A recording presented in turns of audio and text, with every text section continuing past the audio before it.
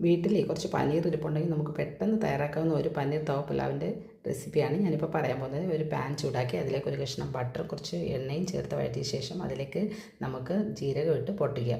ജീരകം ഒന്ന് പൊട്ടി വരുമ്പോൾ അതിലേക്ക് നീളത്തിലരിഞ്ഞ സവാളയും പച്ചമുളകും ചേർത്ത് വഴറ്റി അതിലേക്ക് ജിഞ്ചർ ഗാർലിക് പേസ്റ്റ് കൂടി ആഡ് ചെയ്യണം.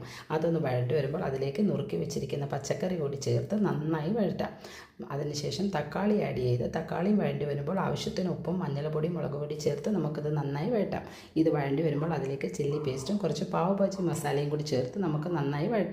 ഇത് വഴണ്ടി വരുമ്പോൾ നമുക്കതിലേക്ക് സ്ക്വയർ ആക്കിയ പനീർ കൂടി ചേർത്ത് നന്നായി മിക്സ് ചെയ്യണം. പനീർ മിക്സായി വരുമ്പോൾ നമ്മൾ അതിലേക്ക് നേരത്തെ വേവിച്ച് വെച്ചിരിക്കുന്ന ബസ്മതി റൈസ് കൂടി ചേർത്ത് നന്നായി മിക്സ് ചെയ്യാം.